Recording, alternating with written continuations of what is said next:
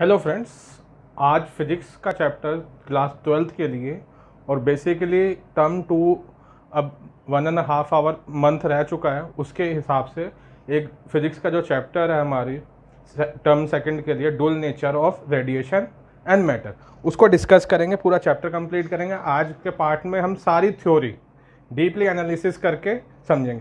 पहली बात, चलो टॉपिक से स्टार्ट करते हैं। ठीक है, टॉपिक का नाम क्या है? Dual nature of radiation and matter. देखो, डुअल नेचर का मतलब पहले यहीं से ले लो। डुअल मतलब कुछ भी चीज क्या है, दो है ना यार।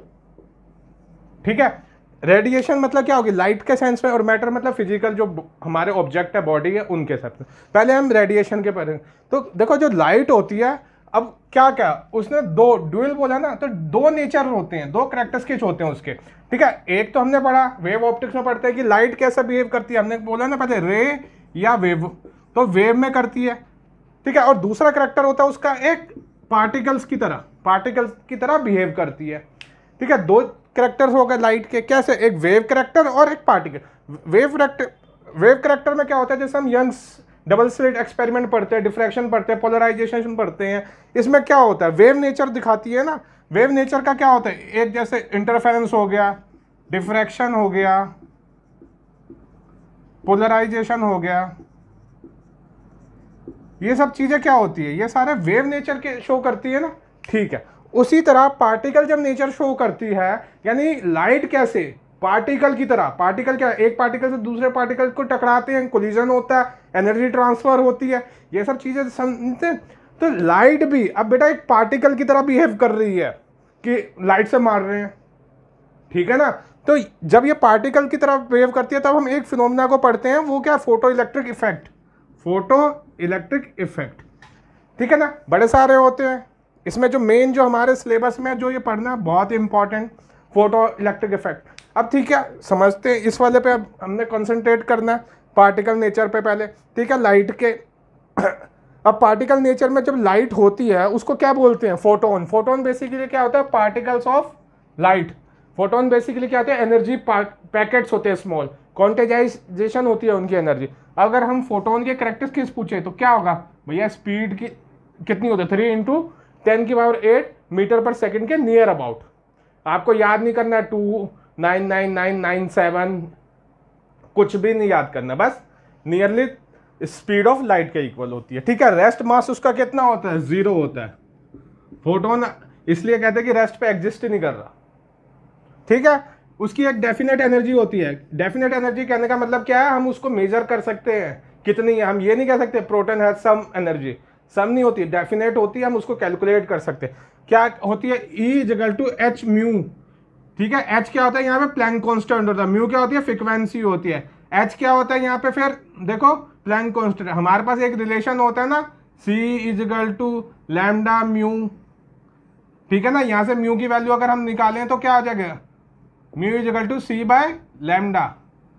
तो यहाँ पे पुट करेंगे। ठीक है, ये प्लैंक की थ्योरी है। उसी तरह मोमेंटम होता है उसका, डेफिनेट मोमेंटम। मोमेंटम क्या होता है? P=h/λ। ठीक है, प्लैंक कांस्टेंट की वैल्यू याद रख लेना, ना रखना पेपर में दी होती है, ये याद रखना। 6.6 × 10⁻34 जूल सेकेंड, ये याद।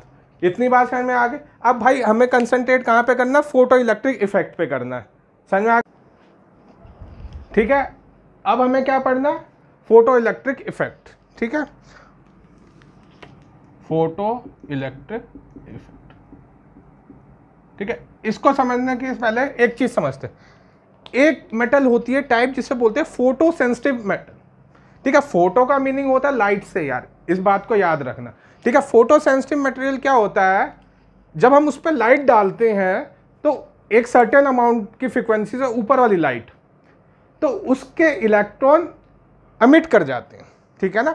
फॉर एग्जाम्पल, मैंने एक लाइट डाली यहाँ पे, उसकी फ्रीक्वेंसी कुछ थी।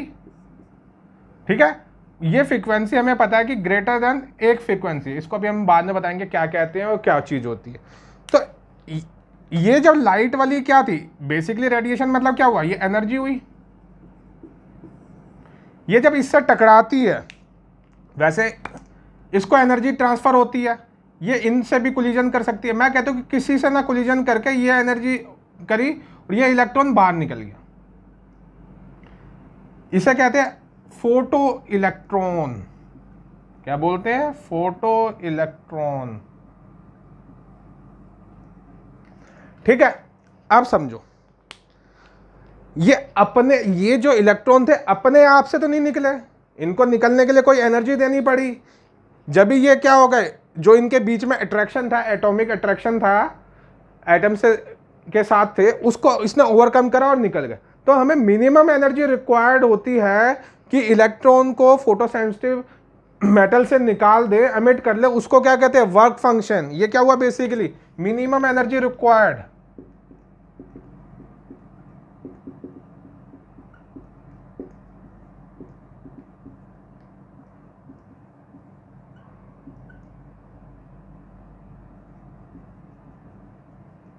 ठीक है, अब देखो, अभी मैंने बताया कि हमारी जो एनर्जी होती है, फोटोन की जो एनर्जी होती है, हम वो कैसे दे सकते हैं?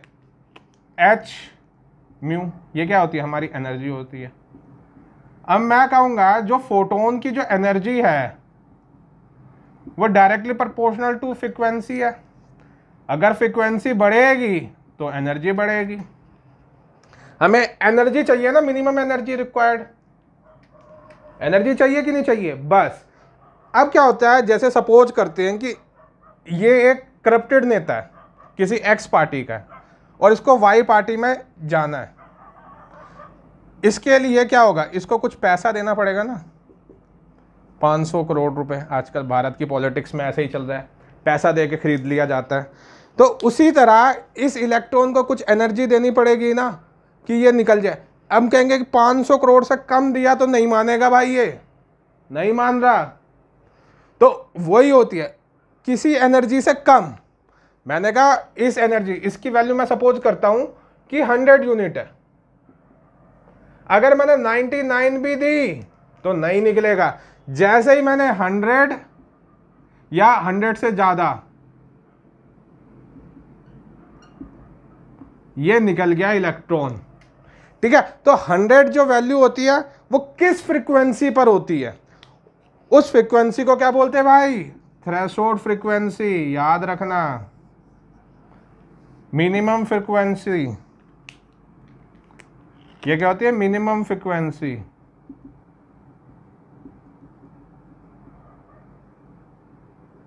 बिलो विच क्या होता है हमारा? फोटो इलेक्ट्रॉन अमिट नहीं होता। हमारा उसके बिलो, उससे नीचे पे फोटो इलेक्ट्रॉन अमिट नहीं होता है। इसको क्या बोलते हैं भाई? Threshold frequency. ये याद रखना। अब क्या होता है ये चीज समझो, थ्रेशोल्ड फ्रीक्वेंसी समझ में आई बात? तो भाई साहब अभी मैंने बताया C= क्या होता है? Lambda mu. उसी तरह से मैं कहूँ लैम्डा = क्या हो गया? C/μ। ठीक है ना? अब क्या होता है, लैम्डा और म्यू जो होते हैं इनवर्सली प्रोपोर्शनल होते हैं। क्या होते हैं? Inversely proportional. तो भाई बिलो विच, जैसे इससे कम पे नहीं होता तो इससे ज्यादा पे नहीं होगा। अब अगर हम थ्रेशोल्ड वेवलेंथ की बात करें, किसकी बात करें भाई? थ्रेशोल्ड वेवलेंथ की।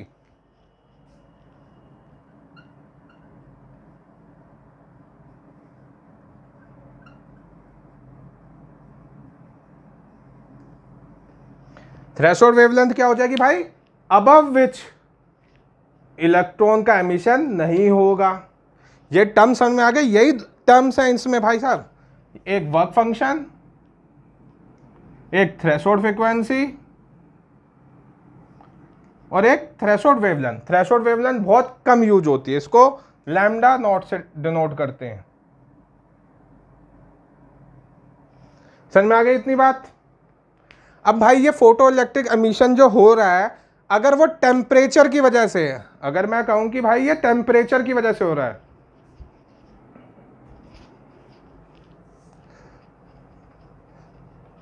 अगर इसका कॉज जो एमिट हो रहा है वो क्या है? टेम्परेचर है। तो इसको क्या बोलेंगे, थर्मो आयोनिक एमिशन। ठीक है ना। अगर हमने कोई फील्ड लगा दी, इलेक्ट्रिक फील्ड, अगर इलेक्ट्रिक फील्ड की वजह से,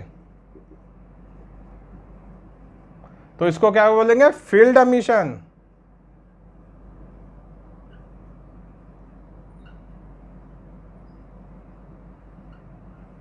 समझ में आई बात। अगर ये लाइट की वजह से हो रहा है तो इसको क्या बोलेंगे, फोटो इलेक्ट्रिक, फोटो एमिशन।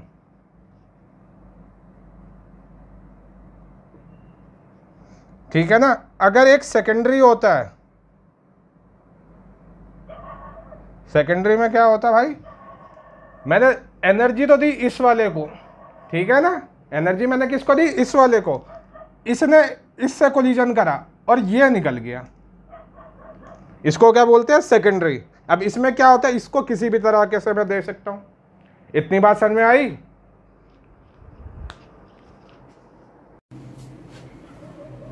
अब क्या करते हैं हम, फोटो इलेक्ट्रिक एमिशन के जो वेरिएबल्स होते हैं उनके बीच में क्या रिलेशन होता है उसको ऑब्जर्व करते हैं। क्या कहते हैं, ऑब्जर्व करते हैं। ये हमारी एक फोटो सेंसिटिव मटेरियल होता है, ठीक है।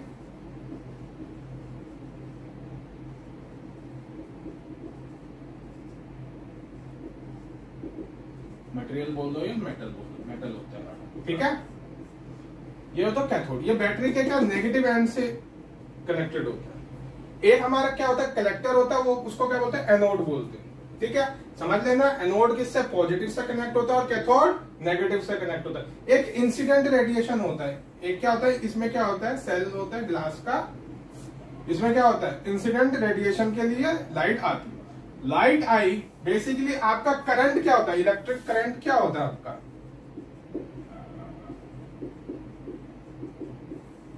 फ्लो ऑफ चार्ज,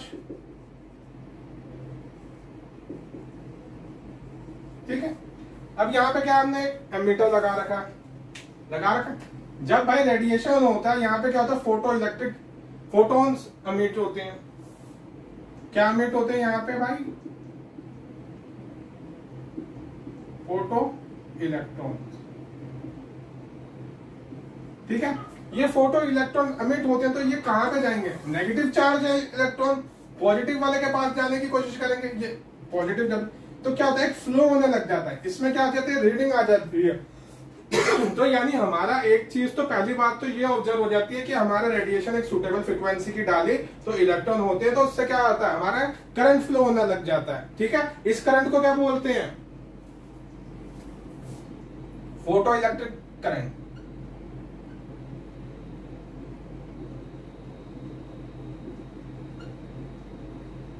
ठीक है, फोटो इलेक्ट्रिक करंट। अब भाई हमें एक रिलेशन बनाना होता है कि हम रिलेशन करते हैं, एक वेरिएबल होता है इंटेंसिटी, किसका वेरिएबल होता है, ये लाइट का, रेडिएशन का, ठीक है। इंटेंसिटी का मतलब समझो पहले, रेडिएशन में मैंने कहा एनर्जी पैकेट्स होते हैं, क्या होते हैं भाई, फोटॉन्स होते हैं ना भाई। इंटेंसिटी का मतलब क्या होता है, हमने कहा कोई हमारे एरिया है कि पर कितने फोटॉन्स आए, number of photons per unit area per unit time, ठीक है ना। अगर एक लाइट है उसकी फ्रीक्वेंसी सेम है, मतलब फ्रीक्वेंसी कांस्टेंट है, तो उसके हर फोटॉन्स की एनर्जी क्या होगी, इक्वल होगी, क्योंकि एनर्जी कितनी होती है भैया इनमें, एच म्यू, समझ में बात। तो अब भाई कितने ज्यादा फोटॉन्स आए, जितने ज्यादा फोटॉन्स आएंगे उतनी ज्यादा एनर्जी होगी। तो इंटेंसिटी बेसिकली क्या होगी, जब number of photons per unit area per unit time ज्यादा होंगे तो इंटेंसिटी क्या होगी, ज्यादा होगी, यानी एनर्जी ज्यादा होगी। इंटेंसिटी से हमारा क्या रिलेशन आ गया, एनर्जी से, समझ रहे हो ना बात, ठीक है। तो भाई जब हम एक फोटो इलेक्ट्रिक करंट, ठीक है, और इंटेंसिटी के बीच में रिलेशन फाइंड आउट करते हैं तो देखो क्या होता है, इसको मिटा देता हूं,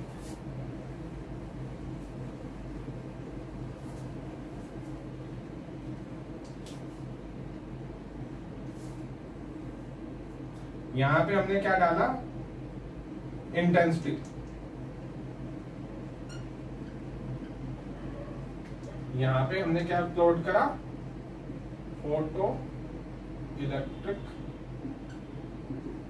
करंट। तो ये क्या था भाई, स्ट्रेट लाइन होती है, याद रखना, स्ट्रेट लाइन, ठीक है। यानी हमारा जो फोटो इलेक्ट्रिक करंट है वो किसके प्रोपोर्शन है, करंट क्या है, इंटेंसिटी पे। इतनी बात समझ में आती है, ठीक है। नोट करो ये ग्राफ,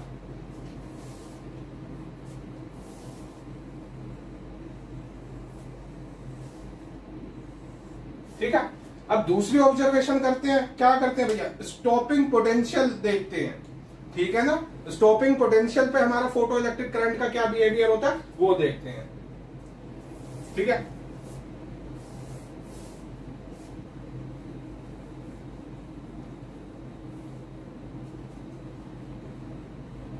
ठीक है, अब हम क्या करेंगे भाई, ये एनोड पे जो पोटेंशियल हमने दे रखा है ना,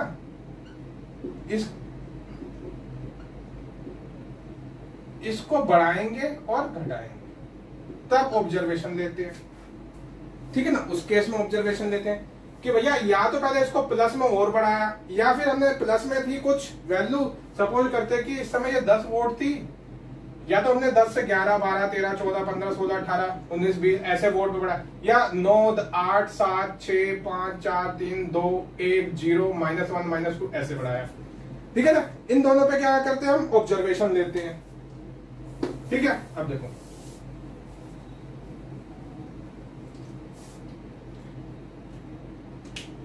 तो इसका जो ग्राफ आता है भाई,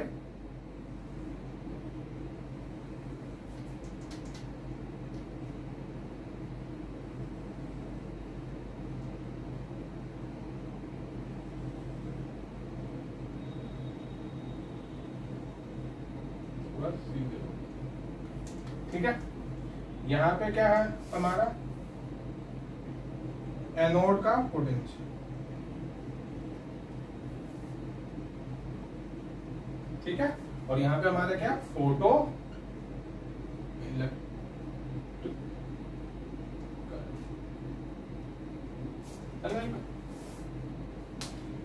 हम जैसे ये देखते हैं, जैसे हमने क्या इस तरफ क्या एक्सेलरेटेड हो गया, बढ़ाते हैं तो करंट में क्या होता है, इंक्रीमेंट होता है, उसके बाद करंट क्या हो जाता है, कांस्टेंट हो जाता है, इसे क्या बोलते हैं, सैचुरेटेड, सैचुरेटेड करंट। इसके बाद हम पोटेंशियल में पॉजिटिवली बढ़ाएं तब भी करंट नहीं बढ़ता, एक सर्टेन वैल्यू तक ही करंट बढ़ता है, ठीक है ना। इसे क्या बोलते हैं हम, सैचुरेटेड करंट। एक पॉइंट ऐसा आता है, ये रिटार्डेशन वाला होता है ना, रिटार्डेशन वाला, 0 के बाद रिटार्डेशन नेगेटिव में जा रहा है ना, जिस पे आपका क्या है, करंट यहाँ पे अगर वैल्यू देखो, करंट की वैल्यू देखो क्या है, 0 हो गई ना भाई, 0 है ना यहाँ पे करंट, इसे क्या बोलते हैं, stopping potential.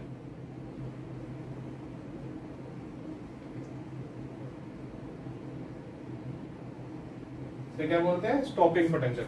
Stopping potential basically क्या होता है, the value, negative value of potential at anode, ठीक है, by which photo electric current is 0 become 0।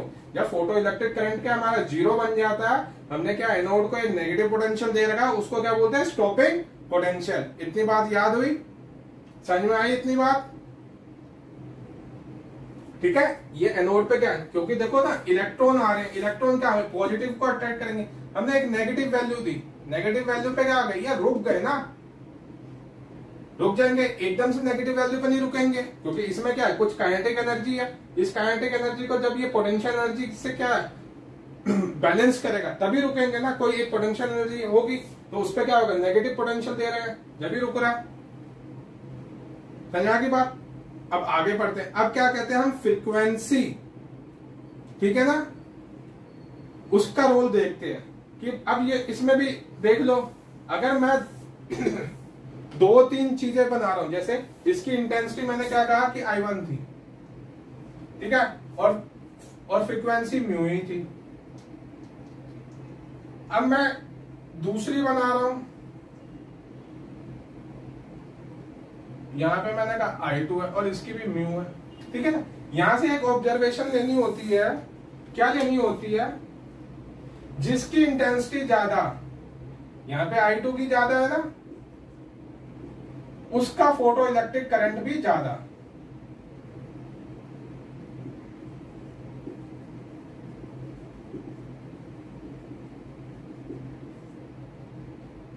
इस केस में ज्यादा है।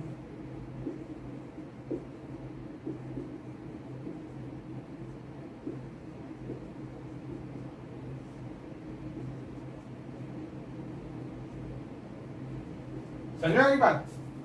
अब याद रखो दोनों की फ्रीक्वेंसी क्या थी, म्यू और म्यू, तो दोनों का स्टॉपिंग पोटेंशियल भी सेम।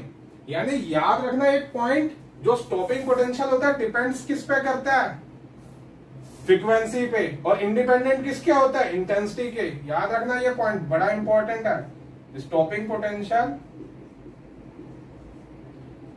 जो होता है किस पे डिपेंड करता है,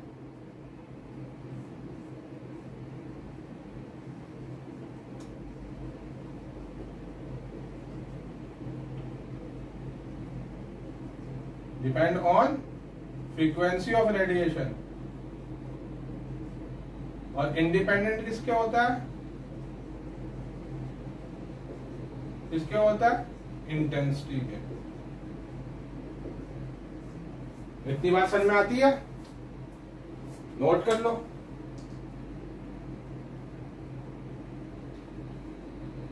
ठीक है, अगर इसी ग्राफ में मैं कहूं कि सबकी स्टॉपिंग, वो सबकी फ्रीक्वेंसी अलग अलग है बट इंटेंसिटी सेम है, ठीक है ना। देखो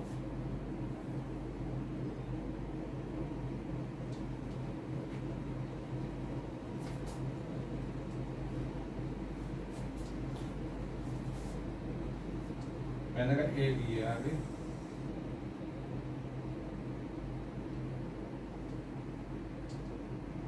हम इस केस में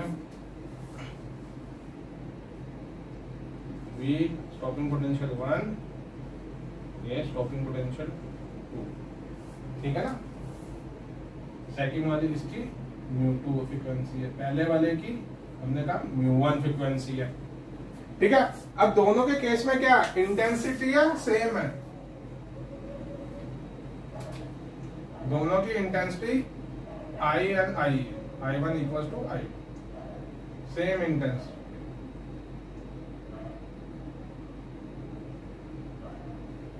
जब भाई साहब सेम इंटेंसिटी होती है तो आपको याद रखना हमारा सैचुरेटेड करंट सेम होगा।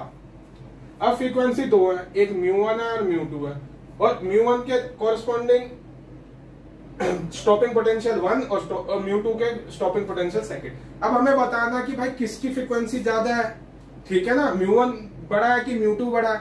देखो अब कैसे बताएंगे, सीधी सी बात है, इलेक्ट्रॉन आ रहे हैं, इनके पास कोई एनर्जी है, वो एनर्जी क्या है, h म्यू है। इतनी बात समझ में आ रही है ना भैया।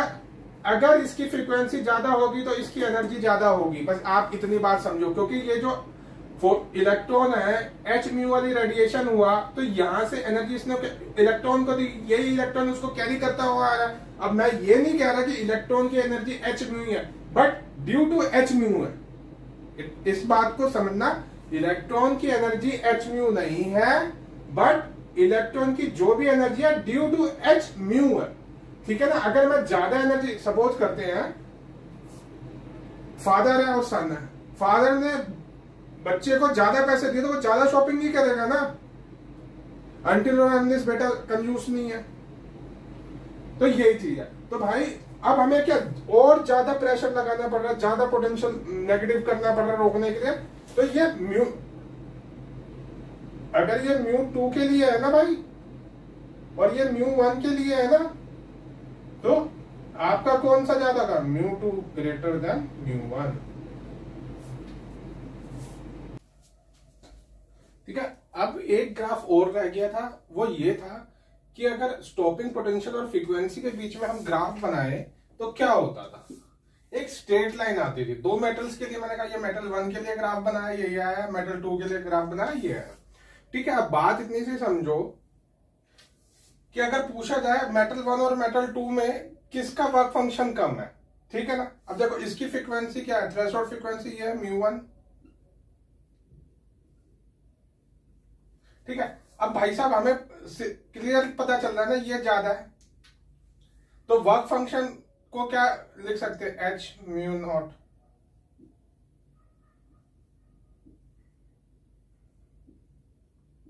यानी मेटल 2 का वर्क फंक्शन क्या है, आपका ज्यादा है। क्यों, उसकी फ्रीक्वेंसी ज्यादा आ रही है ये वाली, ठीक है ना। थ्रेशोल्ड फ्रीक्वेंसी उसकी ज्यादा आ रही है। अब बात करते हैं एक चीज की और जो इंपॉर्टेंट है, क्वेश्चन में आ भी सकता है और आने के चांसेस भी है, क्योंकि इस चैप्टर से याद रखना ग्राफ का क्वेश्चन जरूर आएगा। अगर हमसे पूछा जाए ये θ1 और θ2 है, पूछा जाए what is the relation between θ1 and 2, तीन ऑप्शन है जैसे θ1 equals to θ2, θ1 less than equals to θ2, θ1 greater than θ2 और there is no relation between θ1 and θ2, ठीक है ना। अब भाई साहब ये चीज है, ठीक है, याद रखना ये हमेशा θ1 इक्वल्स टू θ2 होता है। ये हम आगे थोड़ी देर में अभी पढ़ेंगे। यहां पे ग्राफ की बात थी, मैंने बता दिया था कि ये ग्राफ में ये क्वेश्चन होता है, ठीक है। अब बात आती है आइंस्टीन ने फोटो इलेक्ट्रिक इफेक्ट पे जो अपनी थ्योरी दी उसको समझते हैं। बहुत इजी है, ये मत समझना कि आइंस्टीन ने दिया तो तुम नहीं दे पाओगे, तुम भी दे देते। बहुत इजी थी थ्योरी, ठीक है। तो आइंस्टीन ने अपनी क्या दी, थ्योरी दी फोटो इलेक्ट्रिक इफेक्ट की, वो उस पर समझते हैं।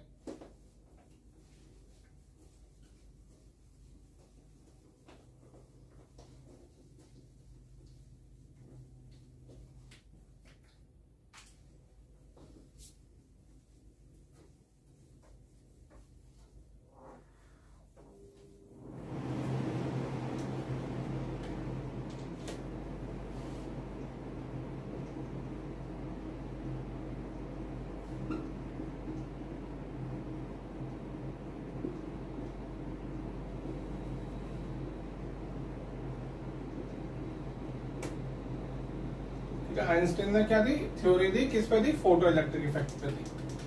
बहुत इजी है, ठीक है ना। सपोज करते हैं एक बंदा है, ठीक है, उसके पापा ने उसको 10,000 रुपए दिए, ठीक है। उसने कहा कि जा, इसका नाम रख देते हैं राजू, जा राजू जी ले अपनी जिंदगी। पर जाने से पहले मैंने तेरे को 10,000 रुपए दिए, तू मेरे लिए एक सामान लिया। उसने कहा कि एक्स कोई सामान है, ठीक है ना, वो 1,000 रुपए का, वो लेकर आना है। पर ये जरूर लेकर आना है, याद रखना। और राजू की एक गर्लफ्रेंड है, ठीक है। अब मैं आपसे पूछूं what is the maximum expenditure on girlfriend, ठीक है ना। राजू कितना मैक्सिमम एक्सपेंडिचर कर सकता है अपनी गर्लफ्रेंड पे। भैया 10,000 दिए हैं, 1,000 तो पापा का सामान लेकर आना, नहीं तो ठुकाई बहुत होगी, समझ लेना बात को, ठीक है। तो भाई 10,000 दिए, 1,000 का खर्चा भी बता दिया, बैलेंस रह गए 9,000। अब गर्लफ्रेंड को इंप्रेस करना तो 9,000 का 9,000 खर्चा करेगा ना राजू इस पे। बस यही छोटी सी बात है, समझो। आइंस्टीन की इक्वेशन क्या थी, इसमें आइंस्टीन की इक्वेशन भी बोलते हैं, ठीक है।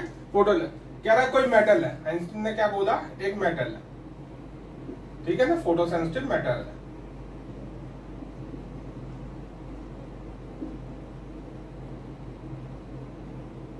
ठीक है, कोई रेडिएशन आया इस पे, उसने कहा कि h म्यू है, ठीक है ना। और ये भी बोला कि जो म्यू है वो ग्रेटर देन थ्रेशोल्ड फ्रीक्वेंसी, बड़े सारे इलेक्ट्रॉन्स है इसके, यहाँ पे फ्री इलेक्ट्रॉन्स। कहता है कि किसी इलेक्ट्रॉन पर पार्टिकुलर सीधा आके टकराता है और ये निकल जाता है, ठीक है ना। ये इलेक्ट्रॉन ऐसे इसको सीधा बनाओ, निकल जाता है ये इलेक्ट्रॉन, ठीक है। कितनी बात समझ में आ गई? मैंने कहा इनिशियली कितनी एनर्जी है, उसके बाद ये एनर्जी है एच म्यू, ठीक है ना। अब वो निकल गया, यहां पे सबसे पहले उसको एक काम तो करना पड़ेगा। क्या काम करना पड़ेगा? वर्क फंक्शन, जो समझाया मैंने आपको। पहला काम क्या होगा, इस एनर्जी में से एक खर्चा क्या होगा, ये। अब भाई ये इलेक्ट्रॉन मूव कर रहा है, यानी इसके अंदर काइनेटिक एनर्जी होगी। मैं कहूंगा कि मेरे पास इतनी थी, ये समझ लो 10,000 रुपए, और ये वर्क फंक्शन 1000 क्या वर्क फंक्शन जो बोला है कि भैया ये काम तो करना ही है, नहीं तो ठुकाई होगी घर पे, पापा का सामान भी तो लेकर आना है, नहीं तो ठुकाई तो होगी। तो बस वही ये वर्क फंक्शन करना है, यानी 1000। अब उसके पास बैलेंस कितना बच गया, एच म्यू माइनस। अब मैं कहूं कि मैक्सिमम काइनेटिक एनर्जी उसने और कही, इस इलेक्ट्रॉन ने ना इसको टक्कर मारी ना इस वाले इलेक्ट्रॉन को टक्कर मारी, सीधा निकल गया, तो मैक्सिमम काइनेटिक एनर्जी यही हो जाएगी इसकी। इसको ऐसे लिख देंगे, kinetic energy maximum H mu minus work function, ठीक है ना। इसको क्या लिख देंगे, H mu minus H mu naught, work function को ऐसे लिख देंगे ना, थ्रेशोल्ड फ्रीक्वेंसी से रिलेट करके। ये क्या हो गया, काइनेटिक एनर्जी मैक्सिमम। बस इसी को ही बोलते हैं काइनेटिक एनर्जी मैक्सिमम, इसी को बोलते हैं आइंस्टाइन इक्वेशन। इसी को क्या बोलते हैं, आइंस्टाइन इक्वेशन। ये कौन सी इक्वेशन इतनी बड़ी थी भाई, समझ में आ गई बात? तो कोई भी दे देता, बस इसको आप समझने की बात है। क्या चीज थी, कोई रेडिएशन आया, उसकी क्या थी एनर्जी, उसमें इतनी एनर्जी थी ना, एच म्यू वाली एनर्जी थी। क्यों, म्यू क्या थी, उसकी फ्रीक्वेंसी थी। मैंने कहा ये फ्रीक्वेंसी क्या ग्रेटर देन थ्रेशोल्ड फ्रीक्वेंसी है, ये क्या थ्रेशोल्ड फ्रीक्वेंसी कैपेबल होगी इलेक्ट्रॉन को एमिट करने में। इलेक्ट्रॉन में अब यहाँ पे क्या, इस एनर्जी के सिर्फ दो काम हुए ना, पहला वर्क फंक्शन को ओवरकम किया, ये वर्क फंक्शन को ओवरकम, दूसरा क्या दिया इसको, काइनेटिक एनर्जी दी, काइनेटिक एनर्जी दी। अब कंजर्वेशन ऑफ एनर्जी से लगाया, तो मैंने कहा ना कि ये वाली एनर्जी और किसी में इधर भी कोलाइड नहीं कर रहा, कहीं नहीं कोलाइड कर रहा, सीधा निकल रहा है। यानी मैक्सिमम आप क्या कर रहे हो काइनेटिक एनर्जी को, जैसे यहाँ पे मैक्सिमम गर्लफ्रेंड को खुश करने के लिए 9,000 रुपए खर्च कर रहा था, समझ रहे हो बात? तो आपका क्या होगा, ये चीज नेट बचा ना हमारे पास, टोटल इतना था, इतना तो काम करना ही है ना, वर्क फंक्शन वाला इतना काम कर दिया, तो काइनेटिक एनर्जी मैक्सिमम कितने हो गया, अगर ये सारा कन्वर्ट हो जाए तो मैक्सिमम काइनेटिक एनर्जी होगी। तो यही इक्वेशन लिखी, काइनेटिक एनर्जी मैक्सिमम क्या होगी, H mu minus phi not, phi not क्या वर्क नॉट, वर्क फंक्शन को क्या लिख सकते हैं हम, ये लिख सकते हैं। ये क्या आ गई हमारी आइंस्टीन की इक्वेशन। इतनी बात समझ में आ गई, ठीक है। ये आइंस्टीन की थ्योरी थी।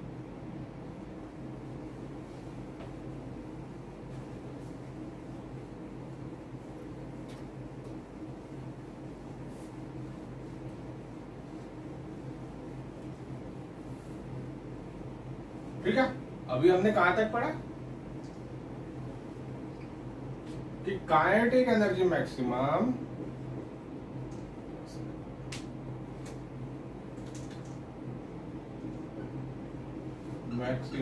ये हमारे किसके हो गए, H mu minus H mu naught,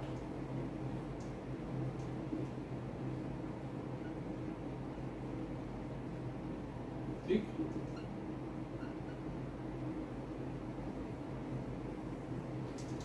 ठीक है, अब हमारे पास एक क्वेश्चन आ जाता है, डिटरमाइन करना होता है प्लैंक कांस्टेंट और work function for any metal. क्या डिटरमाइन करना है हमें,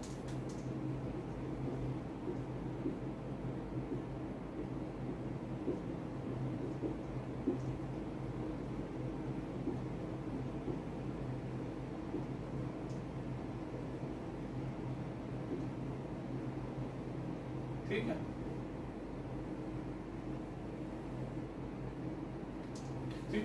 ये बेसिकली क्या होता है, एक ग्राफ की हेल्प से किया जाता है।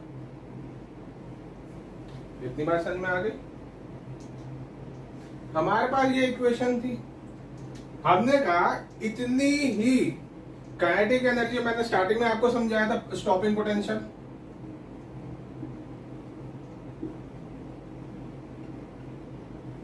स्टॉपिंग पोटेंशियल क्या था, बेसिकली कोई इलेक्ट्रॉन आ रहा था, इलेक्ट्रॉन आ रहा था ना, तो वो क्या था, एनोड पे क्या था, नेगेटिव पोटेंशियल डाल के इसको रोकते थे ना, यानी इस काइनेटिक एनर्जी को हम एक पोटेंशियल एनर्जी से बैलेंस करते थे ना।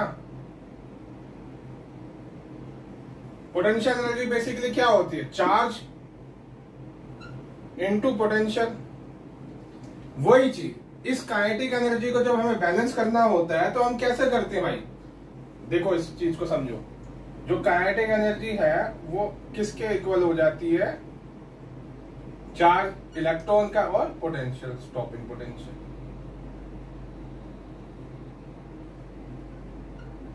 ठीक है, अब ये इस इक्वेशन को आगे उठाओ, हमें पता है ना ये किसके इक्वल है, H mu minus work function. ठीक है ना, अब क्या हो जाएगा यहां से,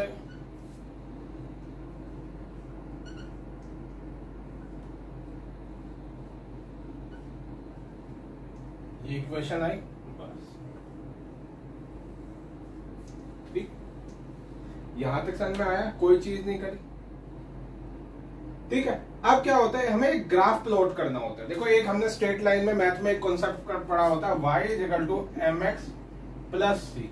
ठीक है ना, इसका अगर हम ग्राफ बनाते हैं तो ऐसा आता है, अगर c क्या ग्रेटर देन 0 है तो c की वैल्यू ना ये हो जाती है, इसे कहते हैं y इंटरसेप्ट। अगर बोलते हैं कि c नेगेटिव है और अगर ऐसे होता है y is equal to m x minus c, तो इस केस में जो ग्राफ होता है ना, ये जैसे ये एक्स एक्सिस है,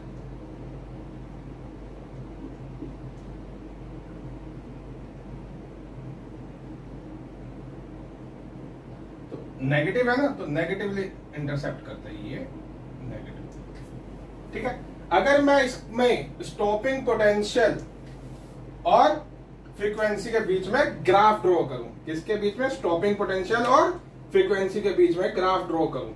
ठीक है, पहली बात स्ट्रेट लाइन है कि ये तो एक कांस्टेंट वैल्यू, वर्क फंक्शन एक मेटल के लिए फिक्स होता है और चार्ज और इलेक्ट्रॉन भी फिक्स होता है, यानी ये कांस्टेंट वैल्यू है।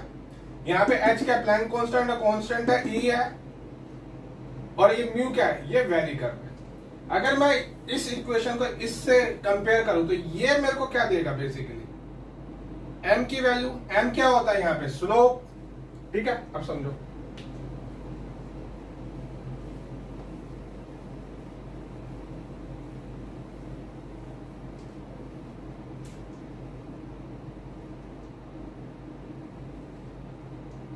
अगर मैंने x एक्सिस पे क्या फ्रीक्वेंसी को प्लॉट करें, स्टॉपिंग पोटेंशियल।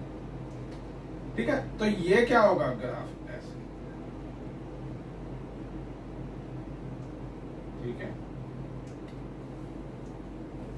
इसकी वैल्यू क्या होती है, देखो इस केस में क्या थी हमारी, फाई नॉट बाय ई।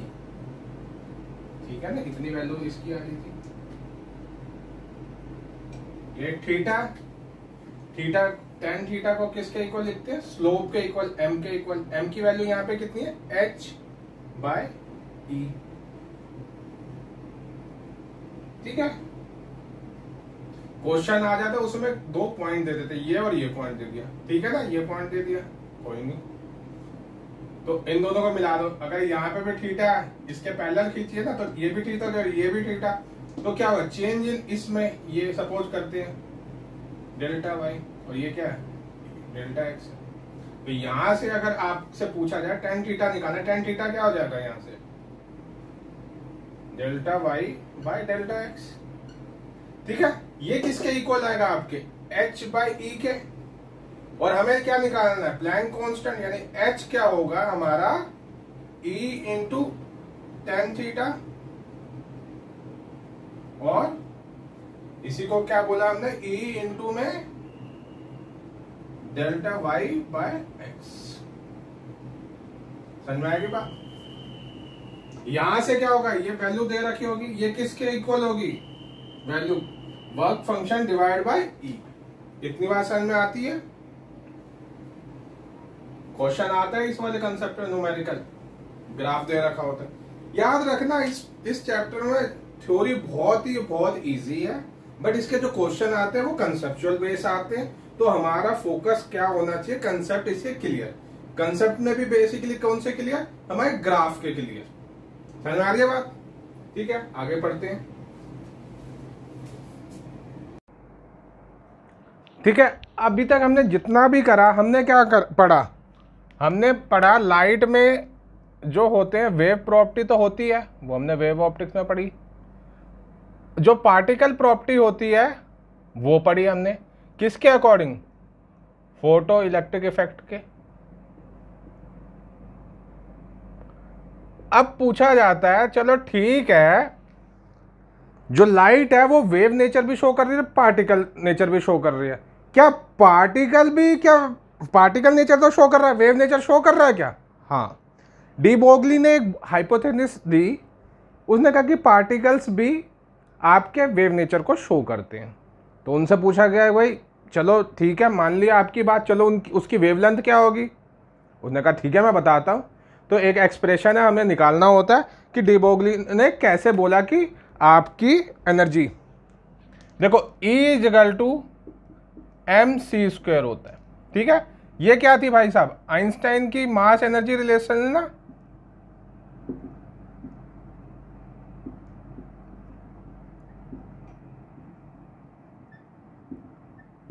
और प्लैंक ने क्या बोला, E=hν।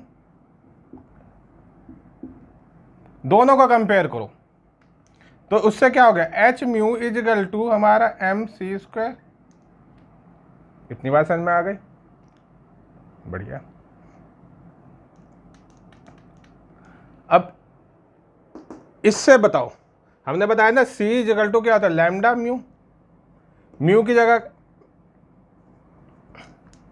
C/λ=μ। यहां पे डाल दो वैल्यू ये वाली म्यू की जगह। ठीक है, तो यहां से hc/λ=mc²। एक c से c कैंसिल आउट हो गया। यहां से मैं कह दूं कि λ= क्या होगा, mc। देखो हमारा लीनियर मोमेंटम होता है p मास इनटू वेलोसिटी, उसी तरह ये मास है और वेलोसिटी है, यानी λ= क्या हो गया, h/p। यही था क्या, डी बोगली का वेवलेंथ का। इतनी बात समझ में आ गई? ठीक है, अब कुछ नहीं है इसमें, बस एक टॉपिक रह गया है, वो एक एक्सप्रेशन है, उसको समझा देता हूं। ठीक है, देखो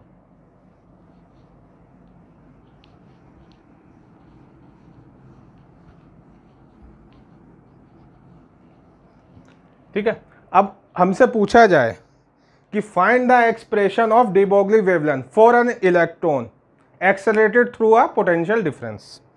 उसने कहा कि क्या है, एक इलेक्ट्रॉन है, क्या है, एक इलेक्ट्रॉन है, ये क्या है, एक्सेलरेटेड हो रहा है किससे, एक पोटेंशियल से। ठीक है, उस पोटेंशियल की वैल्यू कितनी है, v है। इस केस के लिए हमें डी बोगली वेवलेंथ निकालनी है। ठीक है, बहुत इजी क्वेश्चन है, पेपर में बहुत बारी आया हुआ है ये।